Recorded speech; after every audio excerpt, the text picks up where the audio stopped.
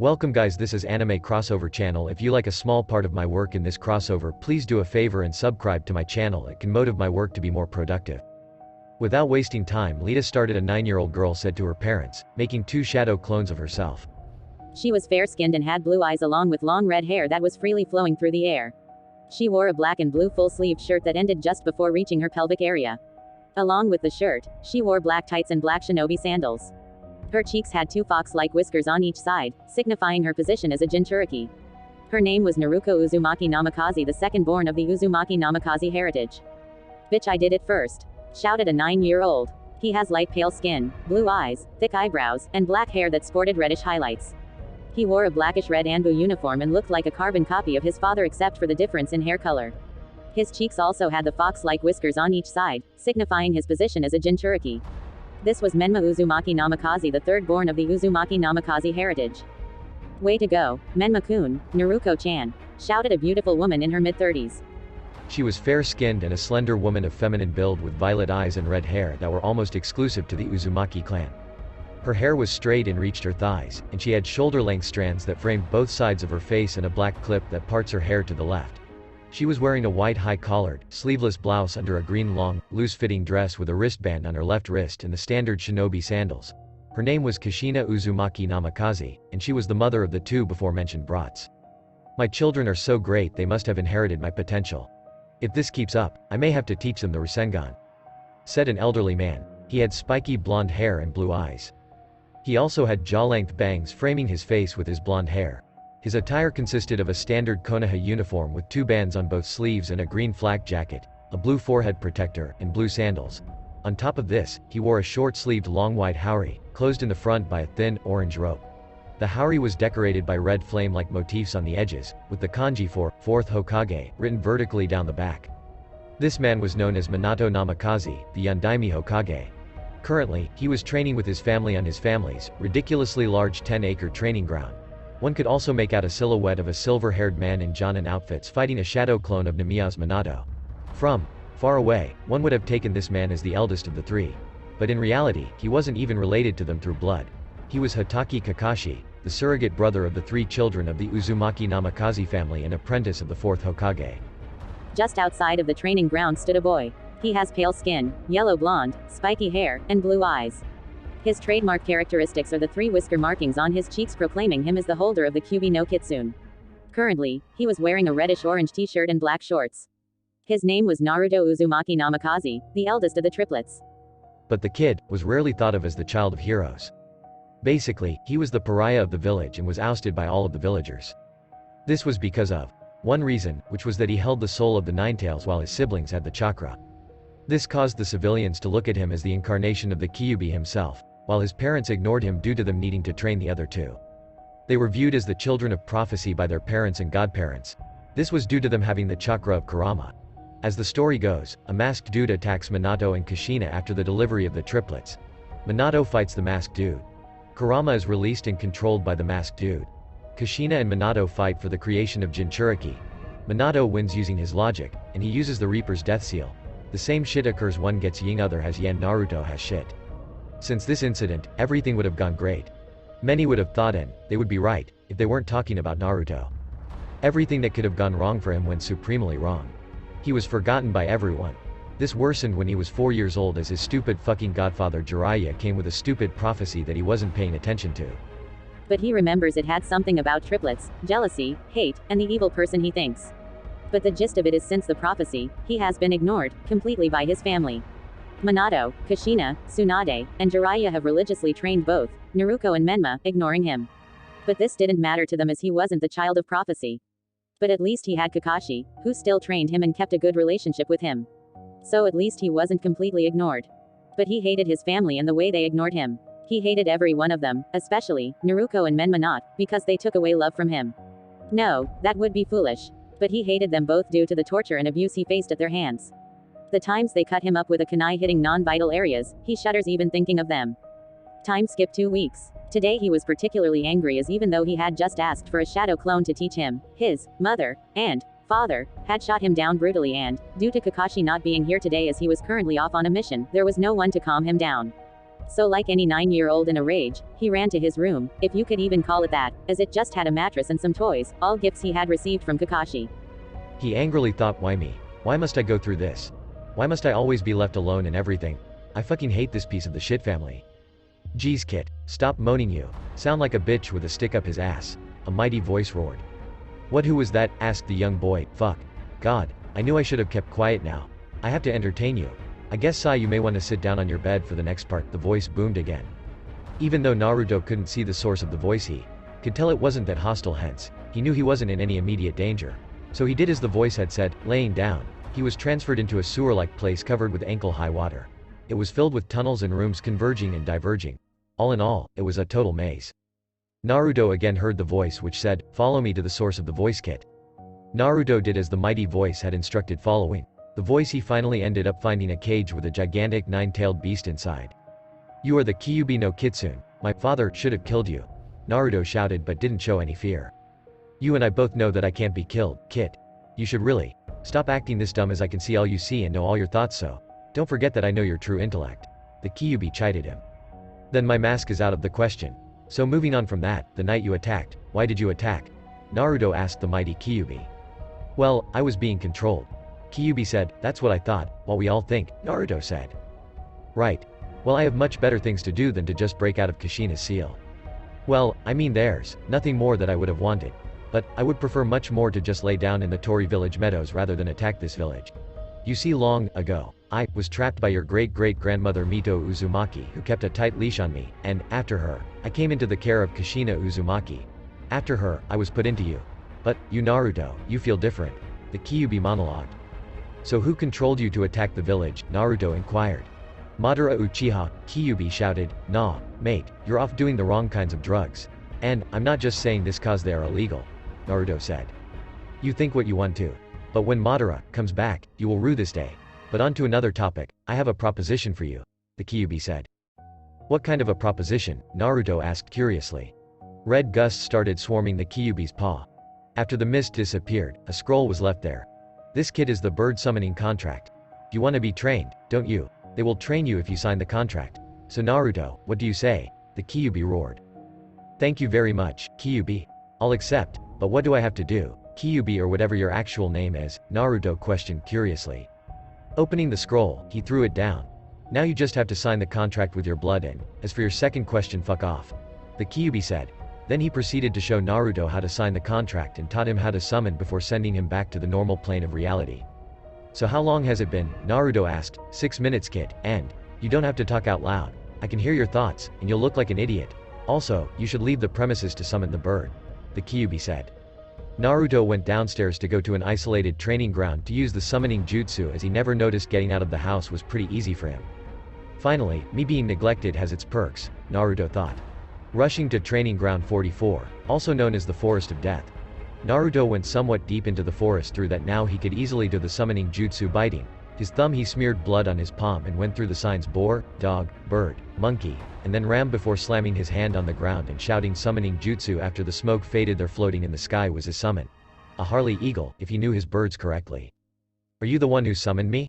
Asked the bird. Yes, I am. The name's Naruto. What's yours? Naruto asked. Fusoku. The bird known as Fusoku replied. So like, am I your summoner now or something like that? How does all of this work? Asked Naruto. Well, you will need to get permission from our leader, and once you get the permission from her, you are all set to go, she replied. And how do I get permission from your leader? Naruto asked. Well, for that, you have to come to our village and meet her, she said with a duh tone as if it was the most obvious shit in the world before she reverse summoned herself and Naruto to the Tori village. The place was simply breathtaking. So amazing, that nothing could be compared to it. It was a vast expanse of land with 5 different entrances. The first one led to a beautiful rainforest with every type of tree and fruit imaginable. The trees were thick and lush, one could call it a bird playground. The second one opened up to a lush meadow with flowers of all kinds and many different lakes flowing through. It also had many different animals other than birds present for snacks, Naruto presumed. The third entrance led straight into what Naruto assumed was a tundra. It was a beautiful wide open land with low trees and mountains, covered with snow. The fourth one was a sandy expanse with dunes and rolling hills located. It was what could only be presumed to be a desert. The fifth and final entrance led to the open sea with a beach. The rays of the sun, reflected from the sea, caused a sparkle in the eye of the watcher, simply bewitching the viewer. The environment was just perfect. The central area of the Torii village was even better located. In the middle, separating the 5 entrances, was a large expanse of land in a circular shape with a diameter of around 100 kilometers. It incorporated all of the features of the 5 biomes. The beauty of the Torii village stunned Naruto beyond anything in this world. Seen enough, now can we go meet the leader? Fusoku asked. Oh yeah, sorry, Naruto said, embarrassed that he got so into the expanse he forgot everything around him. Soon they arrived at a large nest. Entering, the duo made their way to the middle, where an extra huge Harley eagle was perched. Mother, guess what I just got summoned, shouted Fusoku, running to her mother after transforming into her anthropomorphic form. The Harley eagle transformed into a beautiful half-angel half-human creature with pure white hair and eyes of blazing red color. She had an ample, B-cup chest. She was wearing a beautiful dress of a pure white color, which slowly faded into gray and then black. Her hands were still wings that followed the color pattern of her dress, starting with a beautiful white color. The wings further down morphed into a gray color and finally turned black. The same was true, with her legs just below her thigh, also transformed into the same white to gray to black feathered legs. Running, she further changed into a more human-like form, and the wings transformed into her hands while her feathered legs transformed, matching the overall tone of her body. Oh, very good, she said happily, opening her arms to embrace the young bird. And was it this young gentleman who just summoned you? She inquired, already knowing the answer. Yes, mother, Fusoku replied. So kid, how did you get the contract? The leader asked Naruto in her alpha voice. Would you believe me if I said a big red fox with 9 tails gave it to me? Naruto asked rhetorically. So Kurama gave it to you. At least we now have a summoner again in the ninja world. Kid, state your name, the leader asked. Naruto, he replied. Hey, so Kurama is it? Naruto thought so that he could talk to the Kyuubi now, identified as Kurama. Fuck you, Yokai. Kurama boomed. So Naruto, welcome to the clan. My name is Yokai, and the head of the Torii village and the Torii clan. Yokai said with a kind tone. Thank you, Yokai-sama, Naruto said with tears spilling down his face as someone other than Kakashi had finally accepted him. What happened, Naruto-kun? Why are you crying? Yokai asked softly. Hence, Naruto explained, all that his ex-family had done to him, and finally, he asked her. Will you guys train me? Naruto asked. Of course, as you are our summoner, you and Fusoku will be trained together in our style, she said. Why will we be trained together? Naruto inquired. Well, she will be your familiar. This means you will be living together and training together. Basically like a 2-man family unit, she informed him. So what will we be taught? Naruto asked. Well, you will be taught the academy syllabus and then the personal styles of the Torii clan. The hummingbird taijutsu style and eagle's talon kenjutsu style, as well as ninjutsu and combination techniques, and if you can handle it, a very special surprise, she said. Yada. Let's start the training, Naruto shouted ecstatically. Seeing his excitement, Yokai smiled a little as she had just heard his neglect story. Excited, are we? She asked. Naruto stopped his shenanigans and looked toward her saying, Yes, Yokai-sama, Naruto said. Well, let's begin your training then. Follow me kids. Yokai replied, walking ahead, while the other 2 followed her. So, Naruto started turning to Fusoku. What is this? Naruto said, pointing to her current form. Oh, this is just how we are. This is our normal form, Fusoku said, explaining somewhat before continuing. Let me let you in on a secret, our original form isn't that full bird form you saw. No, our original form was that half-human, half-bird form. You see, we have been endowed by the great sage himself with this form. It's a story as old as it goes, but the story is only known by the leader, so sorry I can't tell you the story as not even I know of it, Fusoku informed. Oh, that's neat, Naruto said, too stunned by the new information for words. Well, kids, we've reached, Yokai said as they exited the forest leading to the meadows. Traveling further, they arrived at a large expanse of land with different colored flowers and a few trees. Before we begin your training, let's talk about a few things. Firstly, before beginning, I would like to get to know all of your chakra natures. Also, I would like to properly brief you on what we will be teaching you, Naruto-kun. The first thing you will be taught is the basics of 2 taijutsu styles, the hummingbird taijutsu style. This is a fast-paced, quick, striking style. It depends on fast reflexes and great natural instincts. The second taijutsu style you will be taught is the Galapagos bite style. It is a hard-hitting style that relies on one's endurance. It is basically a brute force kind of style. Fusoku will also be taught these both styles. In the ninjutsu department, you will be taught great chakra control, the 3 academy ninjutsu, and many other ninjutsu. We will also teach you 2 kenjutsu styles, the peregrine's wing style. A swift kenjutsu style focused on high-speed, precise strikes to catch your enemies off guard, killing them. The second kenjutsu style you will be taught is the Harpy's Talon, a hard-hitting style that focuses on randomly placed strikes backed with one full force. You will also be taught the advanced form of these taijutsu and kenjutsu styles. Unfortunately, we don't have expertise in genjutsu and can't teach you much about it, but we will teach you how to break out of different types of genjutsus. So let's start with determining your chakra natures. Yokai said before pulling 2 chakra papers out of thin air with just a flick of her wrist. You know what these do? She asked. Yes, I overheard Minato teaching his children how to use the chakra papers. Naruto replied, talking with venom when referring to his family. Well, that helps us skip the instructions. Now one for you, Naruto-kun, and one for you, Fusoku-chan. Now just push your chakra into it one by one, and we will see what happens. Yokai said, giving them 1 chakra paper each. Naruto started first pushing chakra into the paper, cutting it in half, with one part burning in a bright blaze of fury and the other part crinkling up. But that wasn't all. His burst of chakra led to an increase in growth around him. Seeing this, Yokai's eyes burst open in surprise. This is exactly how it was described in the book of the Shoden. The effects of one pouring chakra into a chakra paper when he has wood release. Well, this is certainly a development look, like you have a strong wind and fire nature, a secondary lightning nature, and what looks like the wood release according to the book of the Shoden Hokage. She said, wait, what do you mean I have the wood release? Also, when did the Shoden write a book on wood release, and how do you have it? Naruto asked in quick succession. Well, Naruto-kun, all of these are really easily answered. You are related to the Shodaime through the lineage of Kushina Uzumaki, and secondly, the Shodaime didn't want to lose the wood release and write a book distributing it to all the summoning clans he knew, with the original copy being in Konoha. She replied with a dutt tone like it was the most obvious thing in the world, and Naruto, for the lack of a better term, fell to the ground anime style with his mouth wide open and thought. Yep, these two are definitely related. After this, Fusoku pumped some chakra into the chakra paper she had. It also split in half, with one part of it getting wet. Yokai chirped a little, which brought forth 2 people, birds in their human form, Naruto assumed. One of them was a ravenet in his mid-20s while the other was a blue-haired girl in her early 20s. You summoned us, Yokai-sama, they both said at the same time. Yes, Chirashi-san, Kei-san, firstly meet our lastest summoner Naruto-kun. Yokai said. Hello Naruto-kun, Kei said in a kind tone. Yo. Chirashi said. Chirashi-san, Kei-san, you see, after 3 decades since our last summoner perished finally, we have a new summoner in our midst. And I would like you both to teach him our taijutsu, ninjutsu, and kenjutsu style. Yokai said. That's all fine, Yokai-sama, but why do we have to do this? Chirashi complained. You see, despite being one of the strongest birds in the village, you haven't really done much, and if my suspicions are correct, then we may have a summoner with the prized wood release with us. Yokai said with much. As Chirashi didn't want to argue with the leader, he agreed, plus he was also getting really bored, he told himself.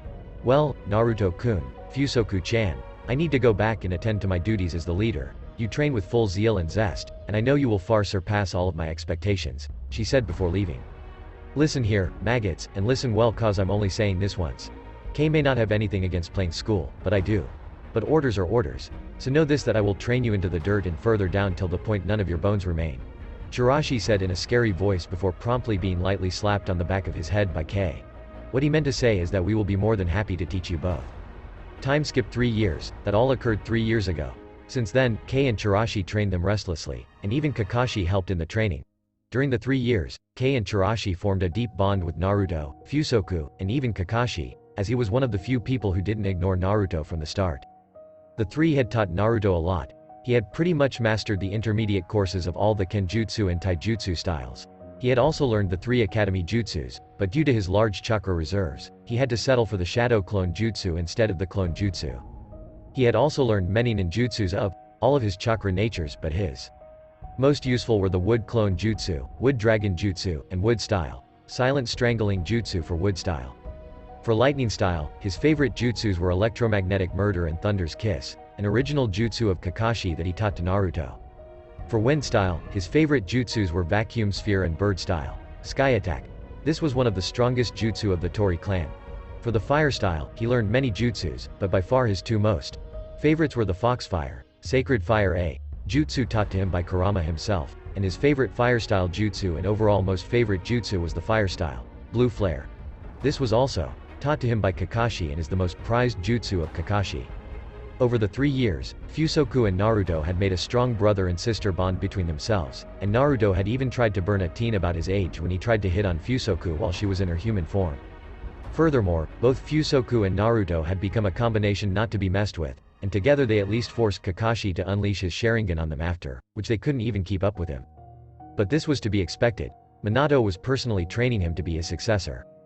On an individual level, both of them were around the low-mid Chunin level, and if all went according to plan, Naruto would be full-fledged genin in around 3 weeks.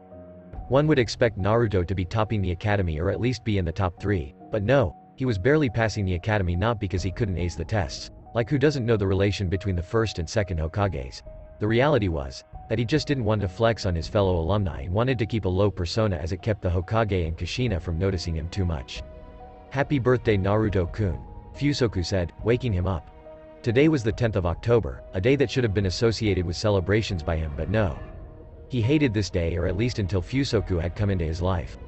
She always tried to cheer him up during this day and would bring him some gifts, and she and Kakashi would cut a cake with him if Kakashi was free that day. "Thank you, Fu-chan," Naruto replied, waking up. His hair looked like a bird's nest. "Well, Naruto, we have to quickly hurry to the training ground. It's not good to make Chirashi-sensei wait," she said before leaving the house through the window after transforming into a bird. Chirashi was something else, a man of unlimited sadism matched by only a snake lady. His favorite punishment was sexual harassment, and I quote directly from him, an overgrown chicken, which he had promised to stuff straight up Naruto's ass. But still, he was one of if not the best teacher in the entire Tori clan, along with him being one of the strongest members of the Tori clan and the heir of the noble Philippine Eagle clan. But at least they had Kei-san to protect them, who over the 3 years had formed an extremely close bond with Chirashi and even became his girlfriend. On top of that, she was the only one who could calm him down. And as an added bonus, she usually sided with her students in arguments. Naruto quickly exited his room, wanting to easily leave as they usually didn't notice him, but today, unfortunately, they did, with Minato shouting, "Naruto, why don't you join us? It is your sibling's birthday breakfast." This angered Naruto due to the blatant neglect, and he replied in a calm tone, "You do realize it is not just their birthday today but also mine," he said, leading to a total of 4 hanging jaws: Minato, Kushina, Tsunade, and Jiraiya, as the children of the Hokage already knew. Quickly thinking, Kushina said, "Of course, we remembered Naruto. We planned to give Mema a birthday breakfast, you a birthday lunch, and Naruko a birthday dinner. We were thinking of going in order according to the youngest to the oldest." Naruto at this really thought that his parents had gone mad. "You shat out this piece of shit you call an idea so fast that you forgot that I am the eldest of the 3. Naruto said, exiting the house, leaving behind a seething Tsunade and Jiraiya due to what they called blatant disregard for his parents, a sobbing Kushina who just realized they had neglected Naruto, and a shocked Minato. Naruto quickly made his way to Training Ground 31, where Chirashi and Kei, along with Fu, were waiting for him. "You took a long time, Naruto. Do you really want to find out how far up your ass an oversized chicken can fit?" Chirashi asked, a little pissed that Naruto was 30 minutes late. "Stop, Chirashi baka," Kei said, punching him lightly in the stomach before saying, "I'm sure Naruto must have a valid reason." This was said in such a sweet voice that it definitely promised as much pain as the voice was sweet if there was no reason behind him being late, and hence Naruto explained to them why he was extra late. As the reason was valid, they agreed not to punish Naruto and instead were thinking of ways to torture the Uzumaki Namikaze family for how they had the audacity of forgetting Naruto's birthday. After the warm-up, Chirashi transformed into his hybrid form. In his hybrid form, Chirashi's feet had become black talons with extremely sharp claws, and his legs till his knee resembled that of a bird's leg. He was wearing khaki-colored 3/4 pants tied tightly to his bird-like legs at the end with some white bandages. On his waist, a scabbard for his daggers was kept. He was wearing a shirt that went from British khaki to taupe color above his shirt. He was wearing a sort of a breastplate covering part of his chest, which was once again khaki color. On his right shoulder was a pad with an insignia that denoted his position as a noble. His arms were that of birds, while his hands were that of a human. On his face were 2 scars that could be used to recognize him. His eyes were a brilliant turquoise color, and his hair was a raven color kept together in a messy hairstyle. After Chirashi had transformed, the spar started. It was Naruto and Fusoku versus Chirashi. The rules were, no killing, maiming, or permanently injuring the other. Also, only taijutsu was allowed. As soon as the spar started, Naruto and Fusoku started sprinting toward Chirashi. Naruto reaching, Chirashi threw a couple of punches and some well-timed kicks, but all of them were blocked by Chirashi. While this was happening, Fusoku ran around Chirashi and tried sweeping his feet from under him, But Chirashi just jumped over her kick before spinning around midair and kicked her square in the jaw, sending her full force towards a tree. After this, he grabbed a punch thrown by Naruto and sent him at Fusoku full force. Naruto landed full force at Fusoku. As this occurred, Chirashi sensed two ninjas approaching them. "Well, Naruto, Fusoku looks like we may have to go. Someone is approaching, but worry not, we will finish this spar in our next session," Chirashi said before reverse summoning himself and K back to the Tori village. At the same time, Fusoku transformed into a harpy and started flying off to Naruto's room. Out of the thick foliage covering Training Ground 31 came one Anbu ninja wearing a weasel mask. "Naruto-sama, Hokage-sama has ordered me to escort you back to the mansion," the Anbu said in a neutral voice. "Okay, but I can return by myself," Naruto said, trying to go home without the Anbu, but the Anbu stopped that from occurring and said, "Well, what you are saying may be true, but it's my job to escort you back safely," he said, walking side by side with Naruto and shutting down many people who glared at Naruto with disdain with the threat of execution due to them threatening the son of the Hokage. "Thank you, Anbu-san, but you didn't have to do it," Naruto said respectfully before entering his quote-unquote house. Thankfully he wouldn't have to stay here after he became a genin, as he would be a legal adult. Also, he wouldn't be bound by clan rules, as his father and mother had already disowned on papers as he got them to sign the papers when they were drunk, as he really didn't want to stay with his clan. Entering his house, he saw the birthday party of his siblings going on.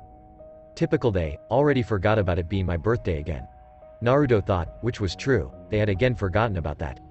Many influential people were at this gathering, including all the clan heads and villain council members. At the party, he could count on one of his hands the number of people he didn't hate. Firstly, Shikamaru talked to Naruto nicely whenever they talked and sometimes even played shogi with him. Secondly, Choji, same as Shikamaru, was kind to Naruto whenever they spoke. Thirdly, Kakashi was the only member of his family he actually considered family. Fourthly and lastly, Satsuki, the twin of Sasuke, were on good talking terms, something he was on with very few people. "Thank you very much for coming to the birthday party of Menma and Naruto today," Minato began. "Before we go any further, I would like to announce that, after much consideration, we have chosen to make Naruto the heir of the Uzumaki clan and Menma the heir of the Namikaze clan," Minato said. This led to fake cheering, all to earn the good favors of the Uzumaki Namikaze clan. Finally, Kushina and Minato noticed Naruto had returned and went over to him saying, "Finally, you have returned. We were so worried about you. Where did you go, Naruto?" Naruto, cutting off all emotions, just said, "I was out training." "Well, whatever you were doing now doesn't matter. Come here, Naruto ni-san, let's open our presents," Naruto said in a desperate tone. "What presents? You guys received presents I didn't," Naruto said. On this, Menma and Naruto went over to the present table and started opening the presents.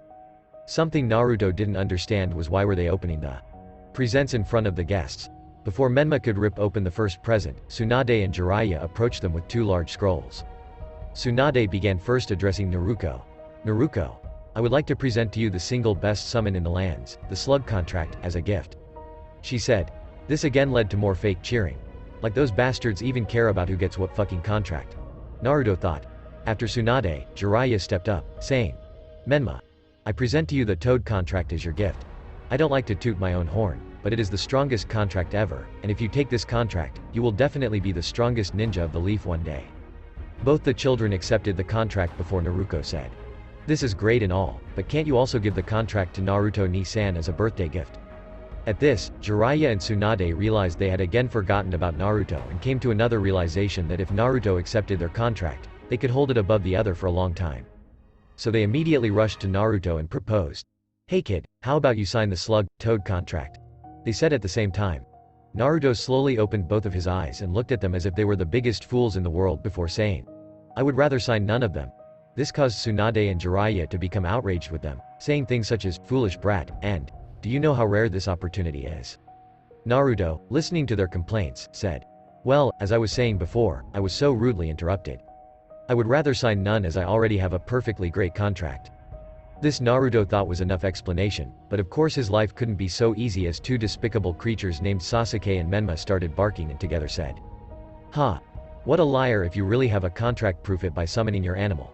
This left these creatures extremely proud, thinking they had called his bluff out. But Naruto just bit his thumb and did the necessary signs before slamming his hand on the ground, saying summoning jutsu. This brought forth a cloud of smoke which vanished, leaving behind a Philippine eagle. "Naruto, you better not have summoned me for something stupid or else," That or else promised a vicious beating that scared Naruto. So he quickly tried to change the direction of the conversation by trying to dismiss him quickly. Well, you see, funny thing Chirashi-sensei, I was just up proving a point, and well, you see, the point has been proven, and you are no longer needed, so you cannot unsummon yourself, Naruto said before immediately canceling the summoning jutsu. Seeing Naruto already having a summoning animal while they didn't, Menma and Sasuke lost it and started running towards Naruto, shouting, "Dobi, that power belongs with an Uchiha like me. Naruto, how dare an insignificant speck like you obtain a summoning contract before me?" Then they both demanded, "Give me the summoning you have." This led to them crashing into each other as the Naruto present in front of them vanished, leaving behind smoke showing that Naruto was just a shadow clone. "Party's over.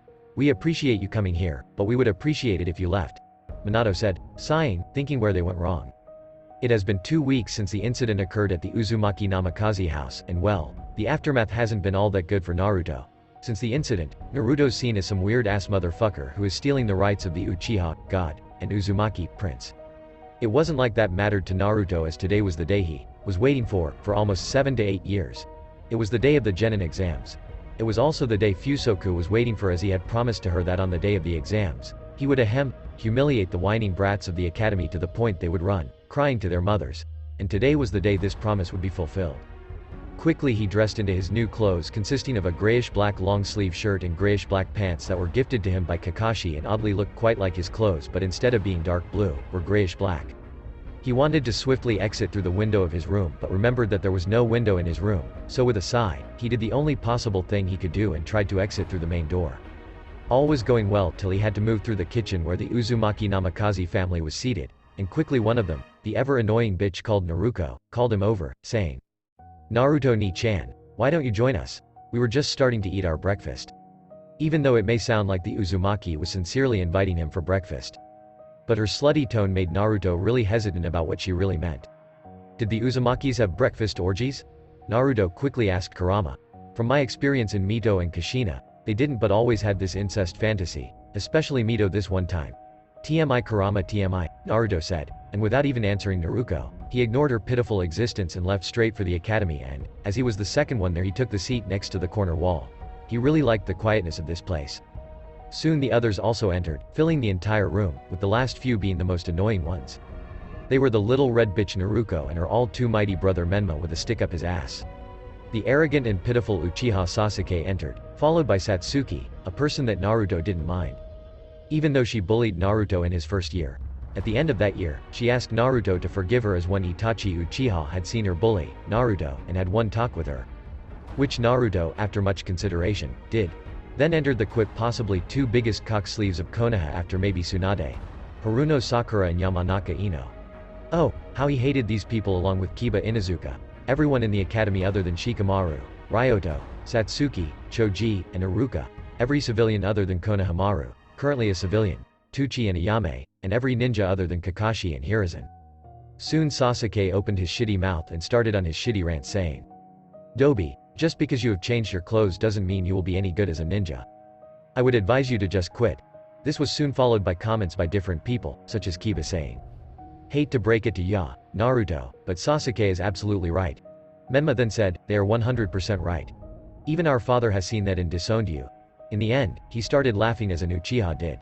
This really made Naruto question his origins, but before he could say anything, Sakura and Ino said together, "They are absolutely correct, you idiot. Why don't you just kill yourself?" This angered Naruto as if this was just a few years before he really would have taken them up on their advice and killed himself. Didn't they realize that if someone who was already down in the dumps was treated like this, someone who was abandoned by almost everyone, he wouldn't even think twice before killing himself?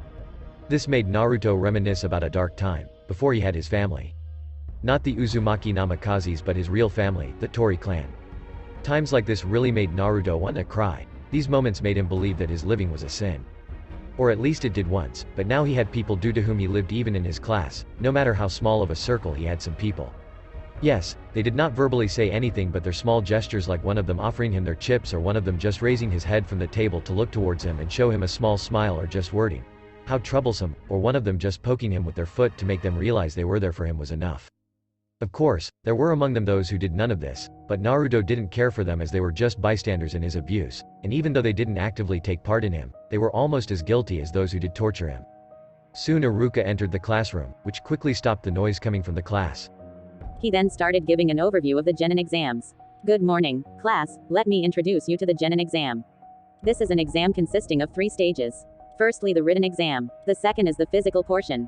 Third and last are the ninjutsu portion. The written exam will begin in 10 minutes. I wish you the best of luck. Iruka said before. Out of the blue, an exam paper turned upside down, hiding all 10 MCQs that appeared on every desk in the class. The paper started, and the question was really a piece of cake. The 10 questions were so easy that anyone who didn't get full marks was a fool.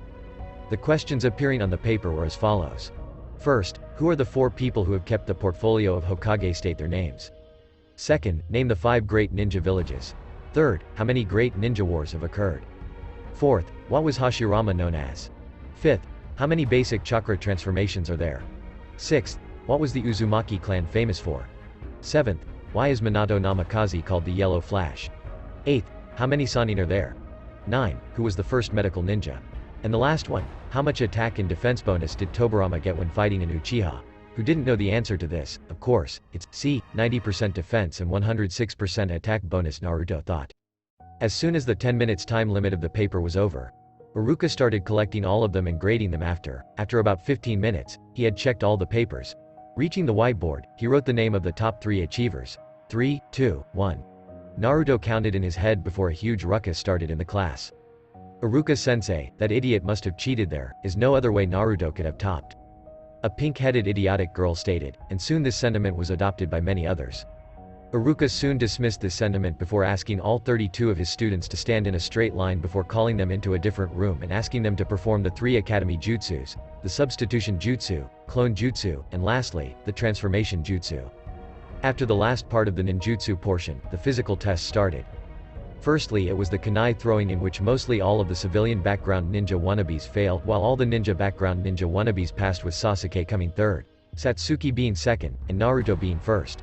Then came the 3 km dash, which had almost the same results, but Menma and Sasuke drew for a second while Naruto came first. Then came the most awaited part, the fighting tournament between all 32 students. The rules were that only taijutsu and weapons were allowed. The first fight of the first round was just 2 random civilians fighting each other, so the results didn't really matter, same with the second round. The third round was Hinata against a random civilian. Truth be told, he didn't stand a chance and was put down by a quick hit to one of his chakra points. The fourth fight was Ryoto against a no-name civilian. The fight lasted 10 seconds as the no-name civilian fell down after punching Ryoto. The fifth fight was a civilian named Sai cutting off the dick of a no-name civilian and then mocking him by calling him dickless. The sixth round was Naruko against a Rondo. The Rondo civilian got knocked out with 1 punch. The seventh match was Sakura against a Rondo. It was a close match, but somehow Sakura won. The eighth match was between Shikamaru and a Rondo. Shikamaru outwitted the Rondo easily, defeating him. The ninth match was between Shino and a Rondo. The Rondo got his chakra all sucked and lost. The 10th fight was Choji against a Rondo. The Rondo was slammed to the border wall by getting hit by Choji's ass. Kiba bit a civilian on his ass for the 11th match. Not Akamaru but Kiba himself. The 12th match was Naruto kicking a Rondo through a wall after he dared to call Naruto a demon. The 13th match was another close call of Ino against a no-name civilian, in which Ino won by a fluke as her mind transfer jutsu connected. The 14th fight was Menma kicking a random civilian boy who didn't bow down to him. The 15th match was Satsuki knocking down a no-name shinobi by chopping him on his neck. The last match was Sasuke acting like the show-off he is and defeating his enemy with a combo of a barrage of punches to the stomach, lifting him slightly into the sky, and then kicking him on the side of his head, knocking him out. This caused his fan club to start cheering for him while he decided to stroke the dick stuck in his ass by saying, "Well, what did you expect from an Uchiha?" But his flaunting was soon stopped as Iruka soon arrived in the middle of the ground. Good job, you all. You have a 5 minutes break before the second round. After the 5 minutes were over, the students returned to the ground, and the second round started. Iruka called forth the fighters of the first fight. Ino Yamanaka and Naruto, come forward. Oh, how Naruto would love to destroy the blonde bitch. Both parties concerned arrived in the middle of the ground, and Iruka, after conforming, they were ready. He started the fight. I would ask you to surrender to the girlfriend of Menma and Sasuke if you know what's good for you, Ino said, but was quickly put down when Naruto replied to her. More like their slut, he said before running at her, sidestepping the shuriken she threw at him. He slid in between her open legs before grabbing her waist from behind and doing a suplex on her. Leaving her, he thought she would rise again, but unfortunately, she was knocked out, and the fight ended with Naruto winning. Now, let the second fight begin. Can Menma and the random ass person come here? Well, needless to say, it didn't end well for the Rondo. Okay, can Shino and the Rondo number 2 come here? Again, needless to say, it didn't end well for the Rondo. Now, for the fourth round, can Naruto and Sakura come forth? As soon as the fight started, Sakura ran full speed at Naruto and threw a sloppy punch at her. Taking this as an advantage, Naruto grabbed her by the elbow. Then using her elbow as leverage, Naruto flipped Sakura on her back before stomping on her stomach, knocking the air out of her. After this, Naruto kicked her on her liver, no doubt causing it to bruise and cause visible internal bleeding, due to which Sakura had to be rushed to the hospital and Naruto no doubt won. For the fifth match, can Kiba and Choji come into the ring? Iruka said. Not carrying a pink bitch was being taken out of the ground on a stretcher. This fight was interesting, and if it wasn't for Choji feeling hungry and quitting, he might have won. Now, can Ryoto and Sasuke come into the center? Iruka said. Dobi, why don't you surrender to the Uchiha heir seeing as there is no way you can win? Sasuke gloated. Well, not that it mattered to Ryoto well. Actually it did, but it wasn't like it would change the outcome, which was his defeat, but he fought nonetheless. As soon as the gloating of the Uchiha ended, he pulled out a dozen shurikens and threw them at Ryoto. Even though Ryoto tried to block with a kunai, a couple of them passed by, grazing his leg and arms while one was stuck in his shin. As Ryoto couldn't use his ultimate power, his genjutsu, he pretty much knew he would be defeated, but still, Ryoto ran at Sasuke with a kunai in one hand. As Ryoto approached Sasuke, he threw some of his shurikens which Sasuke easily blocked before Sasuke found himself locked into a kunai clash with Ryoto, which Sasuke easily won due to his superior build. Sasuke, capitalizing on Ryoto's dazed situation, tackled him to the ground before holding a kunai to his neck. Yield, Sasuke said. Knowing he had no other option, Ryoto said, I yield. This ended the sixth match. Now, for the seventh match, can Shikamaru and Sai come forward? As soon as he finished his sentence, a quiet groan of, how troublesome, came from a corner before Shikamaru said, I quit, as Shikamaru didn't want to do any more than needed. Now, for the last match of the second round, can Satsuki and Hinata come forward? The two possible heirs entered the ground entering their respective traditional clan style, and Hinata opened her by a Kugan. Satsuki, taking out a couple of shurikens, threw them at Hinata, trying to test her, but these shurikens were easily dodged. Then Hinata ran at Satsuki full speed, throwing her palm forward to attack her chest. This was parried by Satsuki, who followed the parry with a knee to the chest. This was followed by a jumping roundhouse kick to the jaw, sending Hinata to the edge of the ground. This infuriated her as she again ran at Satsuki and followed with a ferocious barrage of strikes which were dodged by Satsuki with some difficulty. The last strike of Hinata was caught by Satsuki, which Satsuki used as leverage and threw Hinata at the swing nearby. Hinata, hitting her head on the swing, was knocked unconscious, and Satsuki was declared the winner. What a wonderful round. You all have a break of a couple of minutes before starting the third round, Iruka said. Satsuki was sitting in the corner, thinking that she really had to thank Naruto for training her, as she would have been huffing and puffing right about now if it weren't for him. How did this occur, you ask? Well, my dear reader, you see, it's quite simple. Flashback starts. Sometime after Satsuki asked Naruto for forgiveness, they started getting along and became friends. The more accurate terminology would be people on talking terms. So Satsuki, thinking Naruto was a weak individual, did the only thing she could think of and tried to offer to train him as a way to make up for her bullying. So spying ahem, observing where he was going after school had ended, she followed him to an abandoned training ground, and what did she see? Him making a fucking wood clone. Naruto, what are you doing with the Shodem Kake Genkei, and why the fuck were you hiding it? She shouted, surprised at this sudden turn of events. Fuck. Naruto thought. Even though she had asked him for forgiveness, he still didn't know what she would do, but still, he had an ace up his sleeves. And why haven't you told anyone about your Sharingan, Satsuki? He retorted. Well, you see. If you don't tell anyone about my Sharingan, I won't tell anyone about your wood release deal. She asked, extending her hand. Naruto looked at her suspiciously for a few seconds and then extended his hand forward, grabbing hers and shaking it, indicating a deal. Can I ask you something? Satsuki started, somewhat hesitant. Shoot, Naruto replied. Well, you see, I'm going to offer to train you.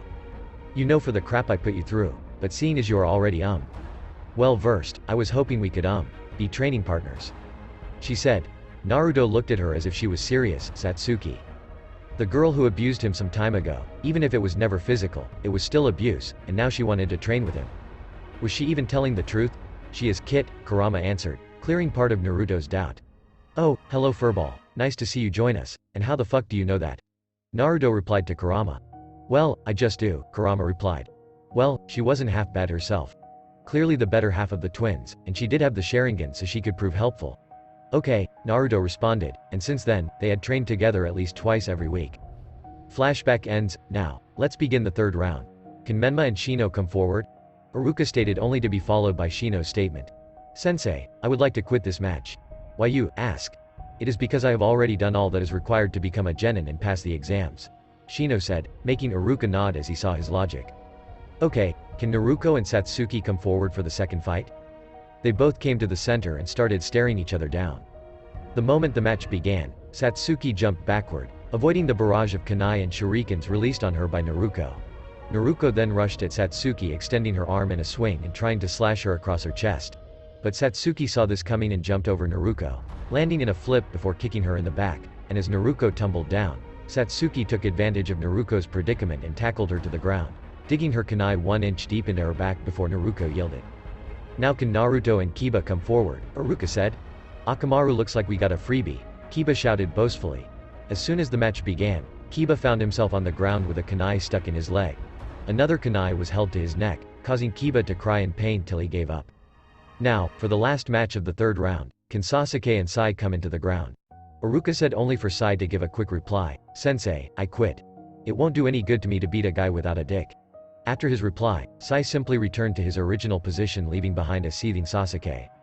Okay, now can Menma and Satsuki come forward for the first fight of the fourth round, Iruka asked. These two quickly arrived at their designated position before Menma started. Hey, beautiful.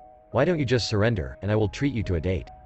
Menma ended this with a wink, making him look like even more of a creep than usual. How about I reject, kick your ass, and treat myself to a treat, Satsuki replied. This angered Menma, who shouted, how dare you defy the son of the fourth Hokage, you second-rate bitch. I'm gonna kill you. Before running full speed at Satsuki and throwing a full power punch at her. Even though Satsuki blocked with both of her hands, she still skidded back a little, a true testament to his strength. Satsuki quickly took out a few kunais, one of which had an explosive tag on them, and threw them at Menma, and even though he deflected all of the kunais, the one with an explosive tag blasted near him, leaving him dazed. Then, she threw down 3 smoke bombs, and using the smoke as cover, she activated her Sharingan, attacking Menma from all sides. By the time the smoke disappeared, Menma was nothing more than a living ragdoll, and he fell to his defeat. Now, for the last match of the fourth round, can Naruto and Sasuke come forward, Iruka said. The match started, and immediately Sasuke leapt at Naruto, trying to attack him continuously. Unfortunately for him, he couldn't even touch Naruto, who dodged all the attacks. But many from the sidelines thought that it was just Sasuke having Naruto on the back foot. Then Naruto suddenly disappeared from in front of Sasuke and reappeared behind him, knocking the bastard out with one chop to the neck. Naruto Baka cheated, Sensei, he used a jutsu, Sakura shouted, only for Naruto to retort. For you to even say that shows how unfit you are to be considered a ninja. I didn't even use a hand sign. Naruto said. Enough, Sakura. Iruka scolded before continuing. Now you have a 10-minute break to recuperate before the final match of Naruto versus Satsuki. Naruto approached Satsuki while she was relaxing and sat next to her. So nice of you to join me, Satsuki said. Oh, I just wanted to talk to you. You know you are one of the few ones whom I want to fight the most. Maybe it's just that I want to beat you into the dirt, you know, bully complex and all. Naruto ranted again, making Satsuki feel bad that she bullied him. Again, I'm sorry about the whole bullying thing, and same, you're also one of the people I want to fight and beat the most. Maybe after Itachi Ni-san. She said, making Naruto laugh at her. You beat Itachi. That's funny. Be sure to call me when you're going to fight him. Oh, how I'm going to love making a quick buck out of that fight. This led to Naruto receiving a punch to the stomach. Not that he wasn't expecting it, but it was way worth it. After the 10 minutes ended, the last round started. Naruto and Satsuki were standing face to face, staring at each other. But unlike the previous fights, it wasn't out of contempt but out of respect. The battle started slowly, with both parties throwing kunais and shurikens at each other with 1 or 2 explosive kunais mixed in between, which were easily dodged. But the fight quickly picked up pace when Naruto started running toward Satsuki, dodging the few kunais and shurikens she threw at him and engaging her in hand-to-hand combat. He tried to punch her in her stomach, but she sidestepped the punch before retaliating with a kick aimed at his head. Naruto grabbed the leg she was going to kick him with. But Satsuki used this as an advantage, grabbed his shoulders, and twisted herself around him and put him in a chokehold while still being on top of him. This proved to be a bad move due to Naruto jumping into the air and landing on his back. He used her body as a cushion, knocking the air out of her body. This undid her chokehold, and Naruto used this as an advantage and quickly lunged away from her. This helped Naruto get his breathing back to normal. This even gave Satsuki time to recover from the previous blow. Then Satsuki started running toward Naruto, dove under his punch. Then she punched him on his stomach and elbowed him on his back. This somewhat dazed Naruto, but he quickly recovered and threw a couple of shurikens at Satsuki. Even though she tried to dodge, some of them grazed her legs, making her bleed slightly. Then Naruto ran at her and tried to elbow her on her head, but Satsuki blocked it. Then she tried to punch him in his stomach. This time Naruto caught her punch and kneed her in her stomach. After this, Naruto threw Satsuki to the ground. Satsuki quickly recovered, but as soon as she got up, Naruto punched her across her face again, throwing her to the ground. This pissed Satsuki off, and in a fit of rage, she activated her Sharingan, staring him dead on before quickly deactivating it. But this was enough for the rest of her class to see it. This caused a huge ruckus with one Sasuke trying to rush her from the sidelines out of jealousy, but he was quickly put down by both Naruto and Satsuki. They restarted their fight this time. Satsuki had her Sharingan ablaze while Naruto went full serious mode. Naruto and Satsuki started exchanging a barrage of punches and kicks, neither but of the two gained the upper hand. But still, Satsuki was getting pretty pissed off because the smirk on his face was any indication, he was not taking her seriously like at all. This just added to her frustration and to the fury behind her strikes. But she also started to make her strikes sloppy, which Naruto no doubt took advantage of by catching one of her punches and throwing her at a nearby tree, destroying a part of its bark that entered into the back of Satsuki in the form of splinters. As Satsuki rose from the ground, she suddenly clutched her eyes, and after a while, when she removed her hand, one more tomo had been added to her eye. "Congrats, Satsuki, you now have two weird swirly things in your eye," Naruto said, only to have to dodge a kunai aimed straight at his head and then duck under a punch thrown at him by Satsuki. Naruto retaliated by punching her in her stomach, sending her skidding back. He followed this up by running toward her and punched her in her stomach. This raised her above the ground. He followed this up with a kick to the chin, sending her high into the sky. Jumping into the sky after her, he grabbed her arm and yanked her towards her. After this, he threw her to the ground, knocking her unconscious and winning the match. "Congratulations, Naruto, for winning the tournament. You all should move into the building, and someone, please bring Satsuki into the class also while I bring you guys the team formations," Iruka said before departing to the Hokage building. The students went inside the school building except for Naruto, who after checking on Satsuki's injuries brought her out of the hole and laid her down on the ground before laying beside her waiting for her to wake up. After Satsuki woke up, she and Naruto entered the building going to their respective seats. They started waiting for Iruka to return peacefully. Or at least that's what Naruto wanted, but a pinkette started shouting, "Naruto Baka, how dare you? You cheated to beat Sasuke-kun, just admit it." In the Hokage Tower currently, many prominent Jonin were gathered. This included the future Hokage Kakashi Hatake, one of the 12 guardians, Asuma Sarutobi, the Genjutsu mistress Kurenai Yuhi, the red habanero Kushina Uzumaki, the snake mistress Anko Mtairashi, etc. Let's begin with the team selection. First, Asuma Sarutobi, you will be training Ino Yamanaka, Shikamaru Nara and Choji Akamichi. Second, Kurenai Yuhi, you will be teaching Shino Aburame, Kiba Inuzuka and Hinata Hyuga. Third, Kakashi Hatake, you will be teaching Sasuke Uchiha, Sai and Sakura Haruno. Fourth, Kushina Uzumaki, you will be forming a two-man cell. This will include Menma Uzumaki Namikaze and Naruko Uzumaki Namikaze. Fifth, Anko Mitarashi, you will be teaching Naruto, Satsuki Uchiha, and Ryoto. The Hokage said, dismissing all of them except for Iruka and Kakashi. "Hokage-sama, I have a question," Iruka started. You see, the thing is that these teams are too unbalanced. I just wanted to know, how did you choose this team formation?" Iruka asked. "Oh, that's way too simple. We put all the names in a bowl and picked out 3 names at random, plotting them next to the sensei on the list. Unfortunately, Kakashi and I got very drunk, and when we reached Kushina, we accidentally dropped one of the names and decided that she should have just 2 genins," the Hokage said, leaving a shocked Iruka, who excused himself, leaving for the academy. Arriving at the academy, he announced all the teams to his class. Kakashi led Team 7, Kurenai led Team 8, Asuma led Team 10, Kushina led Team 11, and Anko led Team 12. After about 2 hours, only 2 teams were left, Team 7 and Team 12. Soon the door opened, and in came Anko Mitarashi, the well-known sadist of Konoha, making Naruto shudder. One of her most infamous stories included a perv feeling her up and then finding a toothpick stuck up his urethral meatus. What really made Naruto shudder was the fact he was there and witnessed this occur. "Okay, my young genins, you have 15 minutes to arrive at training ground 12. Or else," Anko said menacingly before disappearing in a poof of smoke. Naruto didn't want to find out what her warning was, nor did the others. So they ran out of the room, arriving near the 13 to 14 minute mark. Well, according to the rules, I am bound to take a test. But fuck that. I can always do that later, so I need introductions, name, likes, dislikes, hobbies, dreams, and skills. Anko said. First, you blondie, Anko added. The name's Naruto. I like my summons, friends, training, and a few other things. I dislike my biological family and traitors. My hobbies are reading and gardening, while my dream is to become the strongest ninja in the land. Overall my skills are low-mid chunin. I am great at taijutsu and good at ninjutsu but can't perform any genjutsu but can easily break out of most genjutsus, Naruto said. Okay. What about you, Miss Stoneface? Anko said, pointing at Satsuki. The name Satsuki Uchiha. I like some things. I dislike some things. I have a few hobbies. My dream is to become the next head of the Uchiha clan. I am excellent at taijutsu, but my ninjutsu suffers due to my low chakra reserves. I am also very good at genjutsu, Satsuki said. Lastly, you meek boy, she said, pointing towards Ryoto. For those who don't know Ryoto, he is a boy with black hair and bluish ends. He had light blue eyes and wore a pendant around his neck. He usually wore a fishnet shirt with a blue jacket and had black fingerless gloves. He also wore black anbu pants with black shinobi sandals.